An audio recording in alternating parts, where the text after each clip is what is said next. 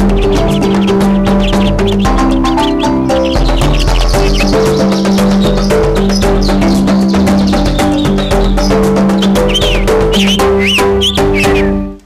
kembali di Mentari Pagi, hangat membawa inspirasi pagi. Ya, tadi kita sudah ngobrol-ngobrol sedikit ya dengan Mami dan juga Pak Tuan Guru.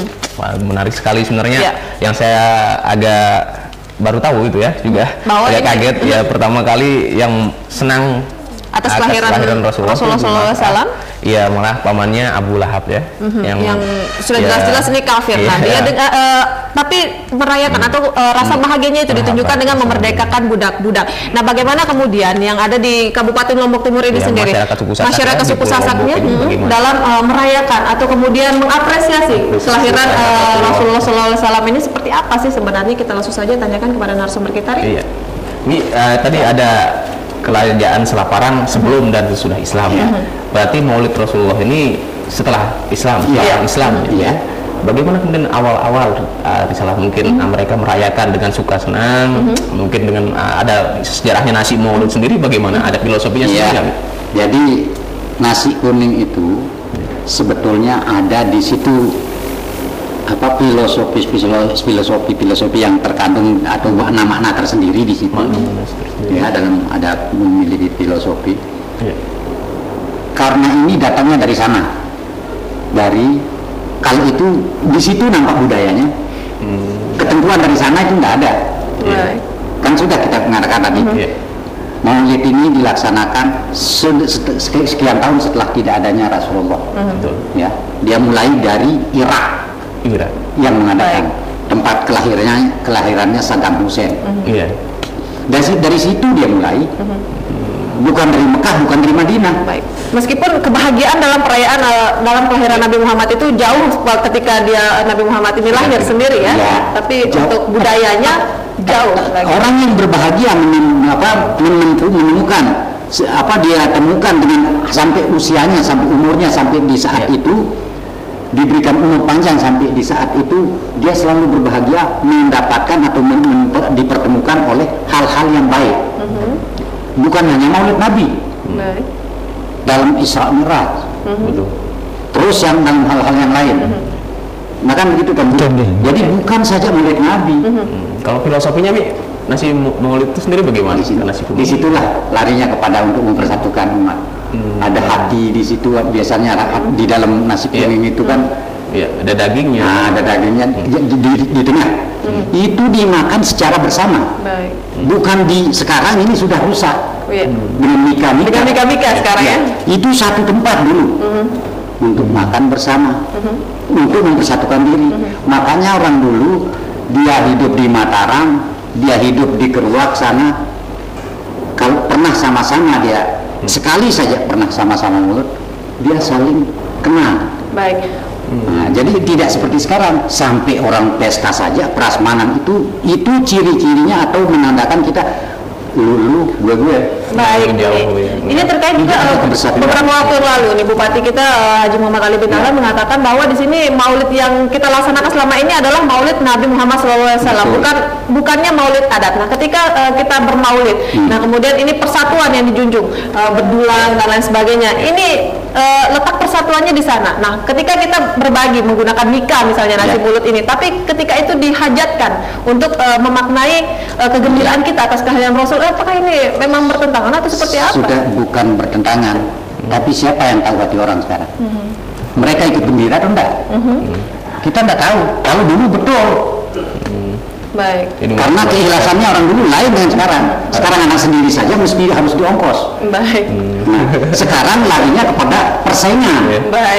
Dia lebih banyak-banyakan dulangnya, ini lebih bagusan isi dulang, sudahlah rusak itu karena pinter itu yang menjadi bodoh.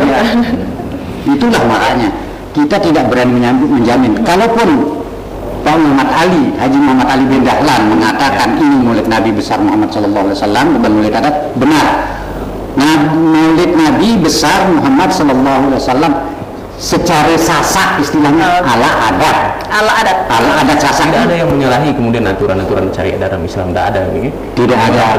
Nah, kalau masalah menyalahi nanti pada hukum tidak tahu kita. Akan tetapi kita ingat bahwa di Lombok ini pada suku Sasak kita mengacu, pernah saya ungkapkan bila hari adat budaya kita mengacu kepada Islam. Baik. Ya, Islam.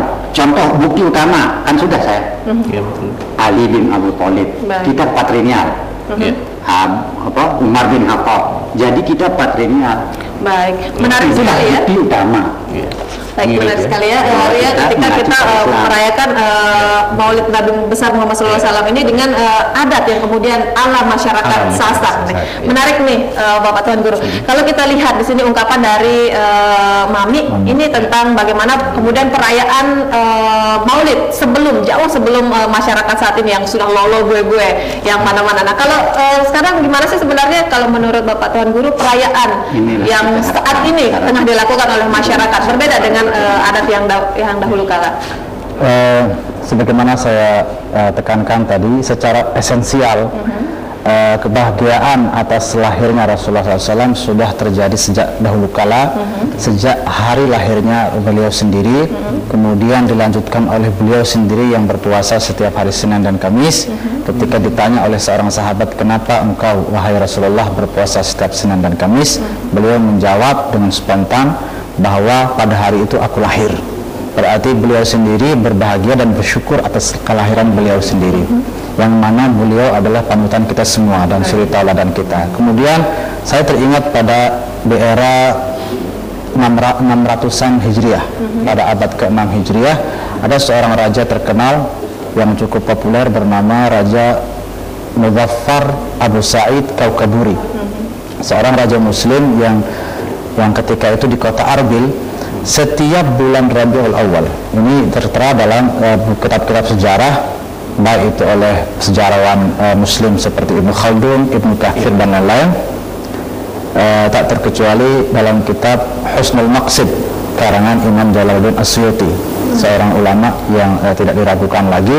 Dalam kitab-kitab tersebut diceritakan bahwa raja muslim yang bernama Raja Muzaffar ini setiap bulan Rabiul Awal merayakan, ini pada abad 6 Hijriah, tahun 600-an Hijriah, setiap bulan Rabiul Awal beliau menyedekahkan banyak hal, antara lain sebagai berikut: 5.000 ekor kambing,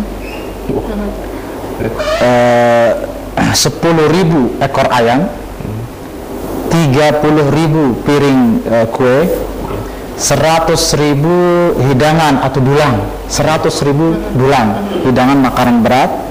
Apakah di situ sampai di situ saja? Tidak. Ternyata beliau juga, Raja Muzaffar, pada bulan Rabiul Awal menyedekahkan atau menyumbangkan sekitar 100.000 dinar, 100.000 dinar uang untuk anggaran penyelenggaraan Maulid. Kemudian sekitar 300.000 dinar itu disumbangkan untuk Masjid Haram Mekah dan Masjid Nabawi Madinah. Ratusan ribu dinar disumbangkan untuk anggaran penginapan tamu-tamu.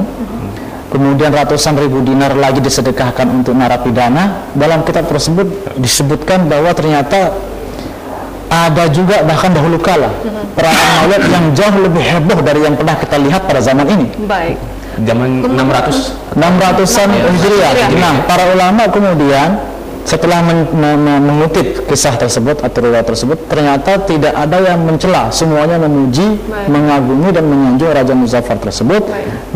Karena itu merupakan salah satu ekspresi bahagia dan cinta kepada Rasulullah SAW. Waktunya Maulid, waktunya kemudian bersedekah lebih banyak, waktunya menyumbang, waktunya bersukaria dengan kelahiran Rasulullah. Baik. Tapi kita lihat pada saat ini justru euforia atau kebahagiaan kita dalam merayakan hari besar kelahiran Nabi Muhammad SAW ini justru diartikan oleh masyarakat untuk berlomba-lomba mendapatkan pujian, mendapatkan seperti kata Mami tadi, kemudian bagus-bagusan bulangnya atau nampannya. Ya, itu mungkin lumrah ya. Karena di Ka'bah saja ketika musim haji, ketika ibadah haji dilaksanakan, itu ada juga yang mencuri. Ada juga bahkan yang pernah beberapa tahun lalu terjadi pembunuhan di Ka'bah. Di tengah-tengah tawaf ada pembunuhan, ada pencurian, ada juga mungkin yang lain seperti zina dan lain sebagainya. Nah, itu sebuah lumrah, sesuatu yang lumrah. Ketika terjadi perkara yang negatif, itu tidak menundai bahwa hal tersebut atau upacara tersebut itu terlarang atau negatif. Baik, bisa digeneralisir ya, bisa digeneralisir kalau nanti ada sesuatu yang mungkin kurang baik, kemudian acaranya sendiri dicap sebagai hal yang buruk, belum tentu ya Tuan Guru. Baik, itu kita akan bahas lebih jauh lagi. Kita ingat juga nggak cuma di Lombok saja, tapi ada beberapa daerah lain yang kemudian merayakan Maulid Rasulullah dengan cara besar-besaran juga, dengan cara adat istiadat. Nanti kita akan bahas lebih jauh itu. Dan Pak Tuan Guru, tapi kita harus tidak kembali. Ya pemirsa, Dialog Mentari Pagi akan segera kembali, tetaplah bersama kami.